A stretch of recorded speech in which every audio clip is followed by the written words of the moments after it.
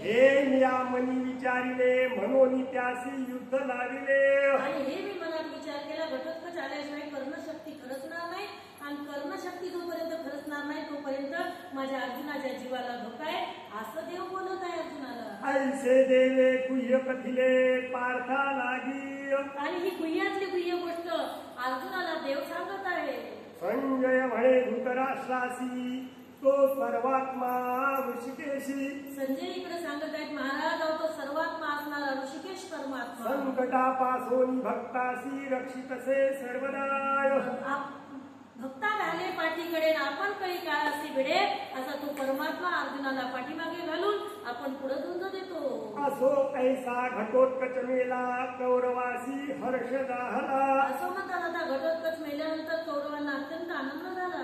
इकडे धर्म कृष्णाशी बोलिला दैन्यभूत आणि धर्मराजा कृष्णाला बोलत आहे दैन्य आणि तोंड करून मग तयासी म्हणे हरी राया उठे युद्ध करी आणि त्यावेळेला धर्मराजाला देव म्हणतात राजा असं खिन्न होऊन चालत नाही तर उठ युद्ध करायला चाल तू झुंजसीना तरी नाही यो आपणाय आणि जोपर्यंत तुम्ही लढाई करणार ना तोपर्यंत जय तुम्हाला मिळणार नाही।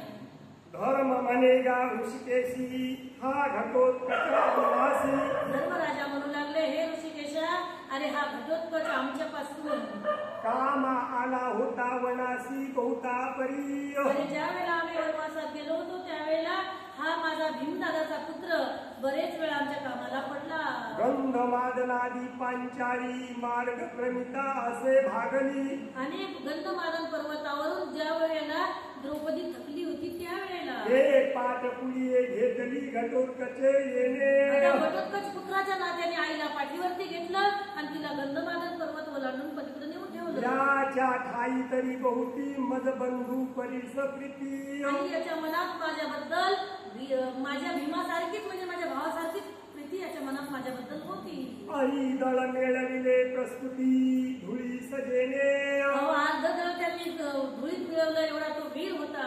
या ते मारुनी करणारिक पाये कैसे पावले सुख याला मारल्यानंतर कर्णाला सुद्धा कसं सुख मिळालं असं आणि सोबत ही विशेष पडिला रणी बघा अर्जुनाचा एक मुलगा मेला माझ्या भीमाचा एक मुलगा मेलेला आहे तरी कर्ण आणि गुरु पहिले आता दोन्ही मारू आता पहिल्यांदा असं करायचं आहे द्रोणाचार्य आणि कर्ण या दोघांना मारायचं आहे मग मारवेल गांधारू क्षणा माझी आणि मग दुर्योधन सहजच मारल्या जाईल या दोघांना मारल्यानंतर चला समस्तापण म्हणून केले शंख वादन आता चला युद्धाला जायचं आता थांबायचं नाही आणि शंख फुकला निघाला धनुष्या भाता घेऊन रथारूढ होनी आणि धनुष्य भाता घेतला आणि धर्मराजा युद्धाला धकलेले आहे ते 1,000 रथ वारण सहस्र मदोन्मत्त आणि 1000 हत्ती आणि 1000 रथ असे त्या ठिकाणी एकामागे एक निघाले वारू सहस्र 5 युक्त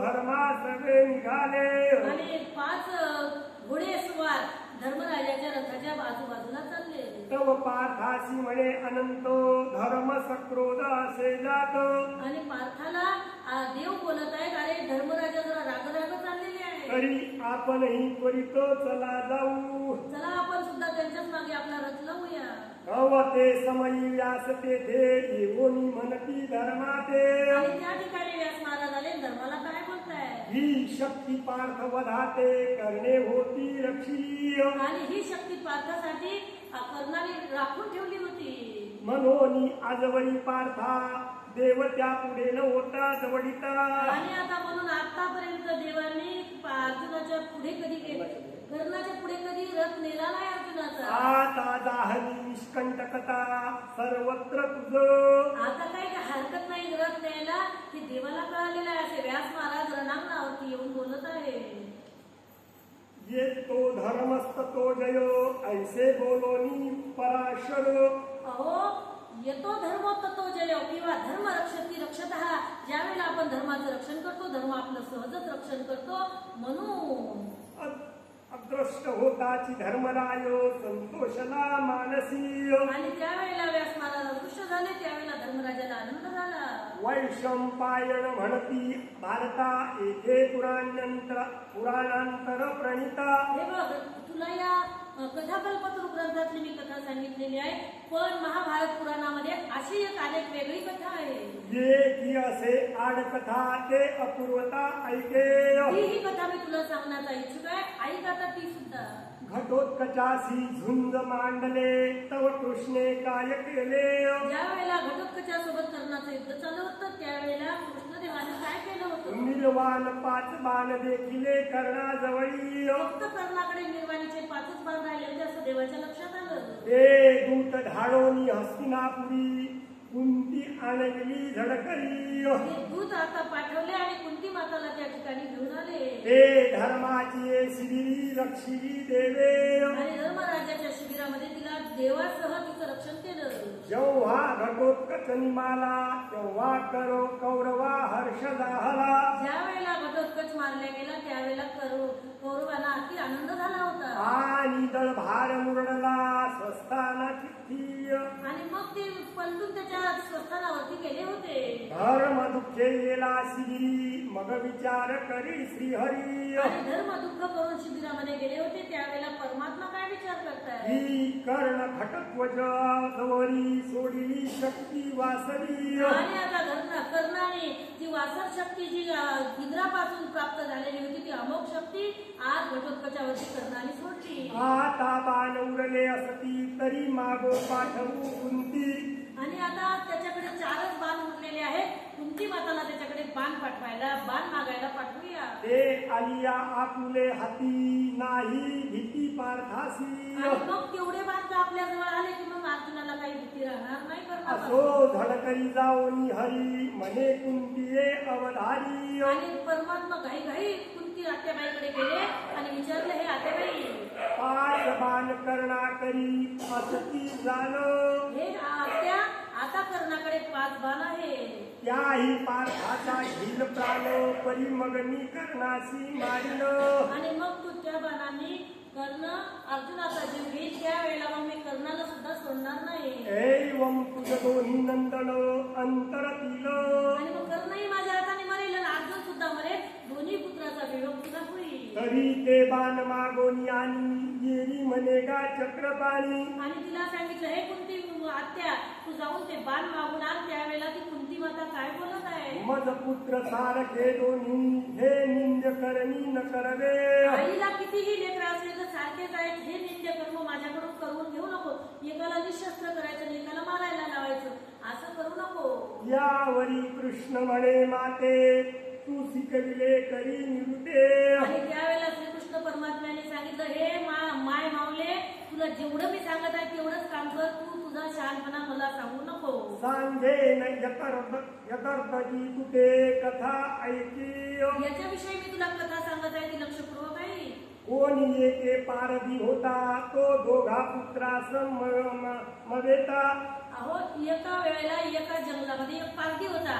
तो 2 पुत्रांना सारखंच प्रेम करत होता. गेला मृगयेसी वना प्रांता तव ते मिळेची पारधी. आणि त्याला त्यावेळेला तो जंगलात गेला होता आणि त्याला काही शिकार मिळत नव्हती. असो नदी तिरी तरुवरो एक होता उंचतर. आणि एक झाड एका नदीच्या काठावरती उंचीच्या उंची दिसलं. कया खाली ठेवून पुत्र पारधी गेला उदक पाणा. आणि त्या ठिकाणी त्याने पुत्राला ठेवलं आणि आता पाणी पिण्यासाठी तो पारधी नदीमध्ये गेला. उदक घेऊन वरुते पाहे तव मोहोळ लागले आहे. आणि आता पाणी पिलं आणि वर पाळल्यानंतर झाडाला मोहूळ दिसलं. आणि दोघेही पुत्र लाहे वेंगले त्यावरी.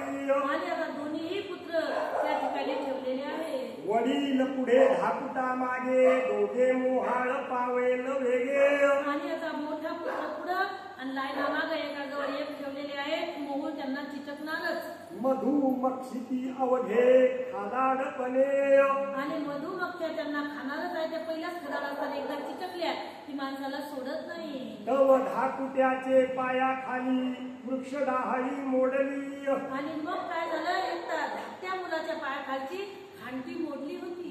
तो वळंघला तत्काळी चरणी वडिलाचे. आणि त्यावेळेला तो एका आपल्या पित्याच्या पायाजवळ पडला. वडिले सबळ दोन्ही हाती डाहळी धरली असे वरुती. आणि वडिलांनी ती तुटणारी डहाळी आपल्या हातामध्ये धरली होती. ऐसे दोघे अक्रोंदती परीन सोडिती आधार आणि आता त्यांना ती खांडी सोडवल्या जायला आणि दोघं कल्लाही करत होते. तत्समयी वडील पित्यासी बोले माझे हात ओळंबले आणि त्यावेळेला पित्याला सांगितलं की बाबा माझे हात दुखतायत त्या मुलांनी. क्षणांती दोघेही कडू खाले दोहा आत आणि ते त्या वडिलांनी काय केलं त्या पारद्याने ते लेकर खांटीवर बसवले. ती खांटी मोडली. जे मागचा जो होता तो मोठा होता, पुढचा जो मुलगा होता तो लहान होता. त्याने सांगितलं बाबा आता मी खांटी धरून लय वेळ राहू शकत नाही, मी पडलो आणि पडलो तर आम्ही तर आता दोहातच पडतो.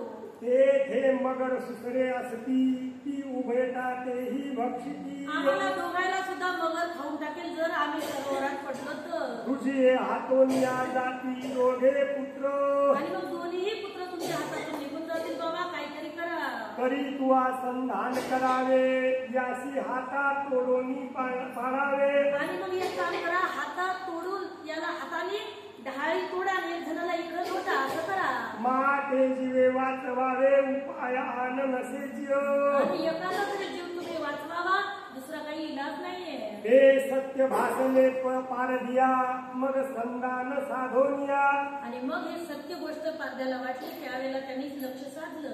वडिला कर छेदोनिया हा पिता पुत्र आणि लहान्या मुलाचा हात तोडला आणि त्याला खाली पाडलं.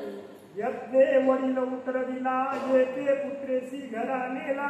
आणि एकाला उतरवलं आणि एका पुत्राला घराला घेऊन गेले. ऐक मगराने गेला एक मगराने गेला पडता जळी. आणि एक पाण्यात पडला, एकाचा हात उठून त्याला अलीकडे घेतलं. एक पाण्यात जसा पडला तसा मगराने खाऊन घेतलं. यास्तव माते कुंतीये तू मनी विचारुनी पाहे. आणि याच हे कारण तुला सांगत आहे कुंती माता, तू मनामध्ये विचार कर. मग येई चाललेला आहे कर्ण शिबिरी. आणि मग तिने देवाचा शब्द ऐकले आणि आता कर्णाच्या शिबिरामध्ये चालली. ते करणे येता देखोनी धावोनी लागला चरणी. कर्णाने आपली आई येताना पाहिलं आणि तिच्या चरणारे विनती नमस्कार केला. विनवी तसे पूजा करोनी का आली सयेधवाय. आणि पूजा केली आणि सांगितलं हे राजमाता तू कशाला आली इथे. येरी म्हणे पुत्रावधारी मी मागेन ते देई धडकडी. आणि त्यावेळेला सांगितलं की बाबा मी जी गोष्ट तुला मागणार आहे ती मला ताबडतोब दे. येरू म्हणे अर्थे शरीरी न वंची माते. आणि त्यावेळेला सांगितलं हे आई माझं धैर्य पाहू नको, लवकर सांग की तुला काय पाहिजे. कुंती म्हणे ऐक वचन देई निर्वाणीचे पंचबाण. कुंती माताने सांगितलं बाबा माझी गोष्ट ऐकशील, तुम्हाला ते निर्वाणीचे 5 बाण आहेत ते दे. ये रे काढोनी भाट्यातून दिधले करी तत्काळ. आणि त्याने 5 बाण काढले आणि हातात तिच्या देऊन टाकले ताबडतोब. म्हणे माते मद हे कळले तुझ गोविंदे पाठविले. आणि आई मला हे कळून आलं की तुला आज माझ्याकडे गोविंदाने म्हणजे देवानी पाठवलेलं आहे. ते पार्थासी वाचविले करोनी उपाव.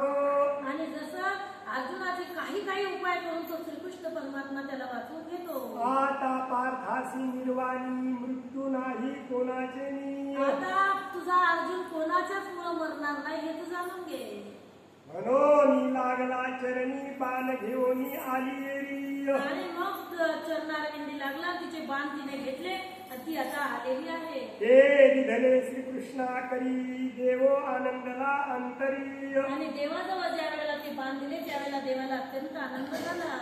मग धर्मादी सहपरिवारी झुंजो रात्री चालिले. आणि धर्मादी सर्व सहपरिवारासह त्या ठिकाणी झुंजत असताना पुढे चालले. हे पुराणांतर कथा परी न मिले संस्कृत भारता.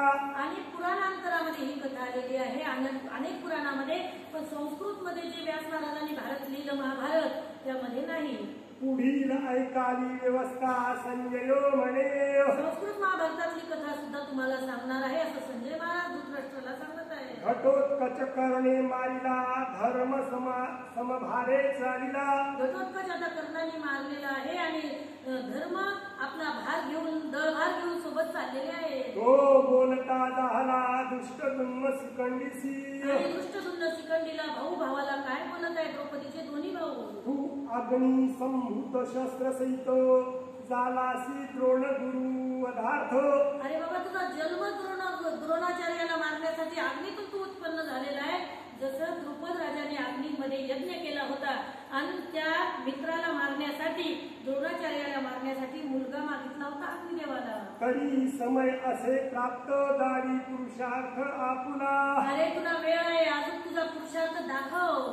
यावरी शिखंडी द्वमुखी नकुळ विराट द्रुपद सात्यकी.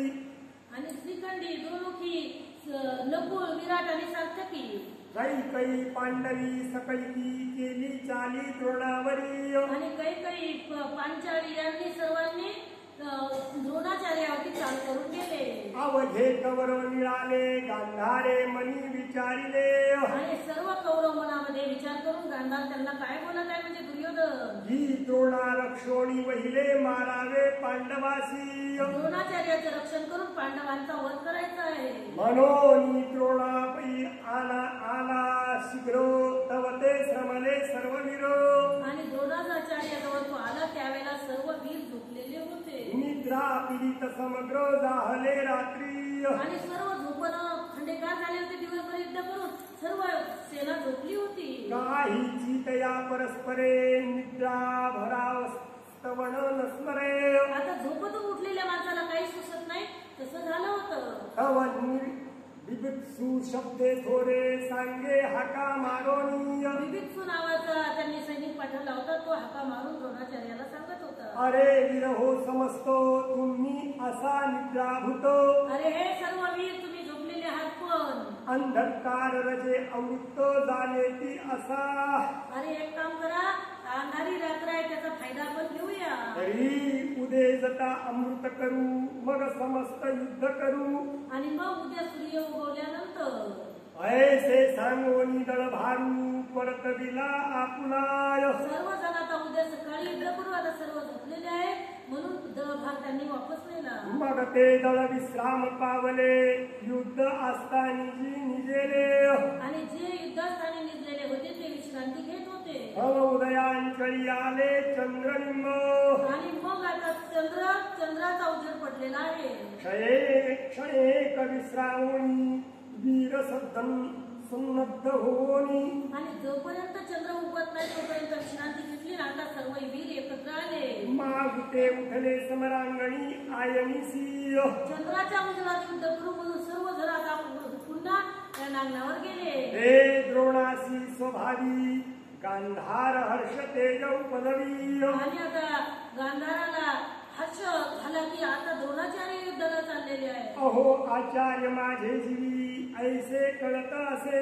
आणि आता त्यांनी सांगितलं, मला असं वाटते की आचार्य तुम्ही जिंकणार आहात. द्रोणाचार्याला दुर्योधन बोलत आहे. तुम्ही संग्रामी सम्यको झुंजाल अंतकरण पूर्वक. अंतकरण पूर्वक तुम्ही युद्ध करणार आहात, त्या काही संशयच नाही असं दुर्योधन गुरु द्रोणाचार्याला बोलला. तरी साऊमा प्रत्यक्ष अंतक उभा राहू शकेनाय. तुमच्या पुढे महादेव सुद्धा उभा नाही राहू शकत असे तुम्ही वीर आहात. तुम्हा जवळी नाना विधो शस्त्रास्त्रे असती अगार. नाना शस्त्रास्त्र तुमच्याकडे भांडार भरलेला आहे. मी तरी असे भाग्यमद मंद शिष्य तुमचा. अहो मी मतिमंद आहे, मी भाग्यहीन तुमचा शिष्य आहे असं दुर्योधन द्रोणाचार्याची स्तुतीपर बोलत आहे. ऐसा द्रोण कोपविला मग तो गांधाराशी बोलिला. आणि द्रोणाचार्याला दुर्योधनाबद्दल राग आणून दिला. आणि दुर्योधनाला गांधाराला दुर्योधनाला द्रोणाचार्य काय बोलत आहे. म्हणे मी अस्त्रकळा जाणे सकळ. आणि त्यावेळेला सांगितलं, हो दुर्योधना, मला सर्व शस्त्रास्त्रांच्या कळा माहिती आहे. हे अन्य वीर समजतो अस्त्रे नेनती यथार्थ. आणि जे बाकीचे जे वीर आहेत तुझ्याजवळ त्यांना शस्त्रास्त्राचं काही ज्ञान नाहीये. ते मजसी मारणे उचित नव्हे जाण. आणि बाकीचे वीर मला कोणीच मारू शकत नाही असं द्रोणाचार्य म्हणले. तरीही गा तुझ निमित्त मी हे वीर मारी न समजतो. अरे तुझ्या कारणाने दुर्योधना मी या सर्वांचा फटका पाडीन, त्यांना मारणार आहे. परी हा अजिंक्य असे पार्थ देव दानवा. अरे अजिंक्य असा पार्थ अर्जुन, मी त्याला मारू शकत नाही. तो देवाला आणि दानवाला सुद्धा अजिंक्य आहे. जेने चंडवन जाळले सुरवर गंधर्व जिंकिले जण खांडववन जाळून तिथं सुजलाम सुफलाम जमीन केली आणि एवढे मोठे मोठे दैत्य त्यांनी बलाढ्य दैत्य पाडले. यक्ष नाग आकळले ऐसा जगविख्यात आणि यक्ष नाग यांच्याशी युद्ध करून त्यांनी सर्व जगविख्यात ख्याती केली असा अर्जुन. ऐसा द्रोण नाना परी पार्थाचा पराक्रम उच्चारी आणि द्रोणाचार्य आपल्या पार्थ नावाच्या शिष्याची स्तुती करत आहे. तव गांधार या उपरी बोलता जाहला त्यावेळेला दुर्योधन काय बोलला? मी कर्ण दुःशासन शकुनी पार्थासी धरू समरांगणी मी कर्ण दुःशासन शकुनी आम्ही सर्वजण जाऊन अर्जुनालाच उद्या घेणार आहोत. तव द्रोण हास्य करोनी बोलता जाहलाय त्यावेळेला द्रोणाचार्याला हसू आला. अरे एवढा सूर्य त्याच्या पुढे किती दिवे लावा तुम्हाला काय होणार आहे असं द्रोणाचार्य बोलत आहे. अरे गांडीवर होय अर्जुना त्यासी संग्रामान टिके कोण अरे ज्याच्यासोबत युद्धात कोणी टिकू शकत नाही असा गांडीवधारी अर्जुन तो म्हणता जिवंत धरून आणू आम्ही. पण तुम्ही काय गोष्टी करता की त्याला जिवंत धरून आणू हे तुमच्याकडून शक्य नाही. तुम्ही कुबुद्धी समग्र शेवटी पावाल संहार. अरे तुमची कुटील बुद्धी आहे आणि शेवटी तुमचं मरण निश्चितच आहे. पांडवा शैले वारंवार त्याचे फळ हे असे. तुम्ही पांडवांना वारंवार छळन केलेलं आहे त्याचं फळ तुम्हाला भोगावंच लागेल. कारण देह करी जे जे काही आत्मभोगी तो नंतर जैसे ज्याचे कर्म तैसे फळ देतो रे ईश्वर तसंच तुमचं होणार आहे. असो आता तुम्हीच त्याशी युद्ध करावे नेमेसी. एक काम करा तुमच्याकडून होत असेल तर त्याच्यासोबत युद्ध तरी करा. मग द्विधा करोनी संन्यासी आरंभिले द्वंद्व युद्ध. आणि मग असं गुरु द्रोणाचार्य खुसून बोलल्यानंतर आता द्रोणाचार्यांनी सेना दुहीकडे केली आणि दुर्योधनाने युद्ध आरंभ केलं. ऐसी चतुर्थ दिन रात्री आरंभिली से झुंजारी. आणि चौथ्या दिवसाची रात्री सुद्धा युद्ध केलं. कथा ऐकावी पुढारी दिन प्राप्त पाचवा. आता 5व्या दिवसाची कथा पुढे येणार आहे ती तुम्ही लक्षपूर्वक ऐकावी. संजय धृतराष्ट्रा सांगितले त्याची वैशंपायने कथिले. संजयाने धृतराष्ट्राला ज्या वेळेला सांगितलं तेच वैशंपायन मुनीला जन्मेजय राजाने सांगितलं. श्रोती संक्षेपे ऐकले जन्मेजयादिकी. आणि जन्मेजय राजाने सुद्धा संक्षिप्ताने ही कथा ऐकली आहे. आता पंचमदीन कथा वैशंपायन सांगेन भारता. आता 5व्या दिवसाची कथा वैशंपायन महाराज जन्मेजय राजाला सांगणार आहे. हे ऐकावी अपूर्वता म्हणे मधुकर कवी. ही अपूर्व कथा तुम्ही ऐकावी असं मधुकर कवी महाराज आपल्याला विनंती करताय. इतिसी कथा कल्पतरू दशपस्तबक महामेरू घटोत्कच निर्बंधन प्रकारू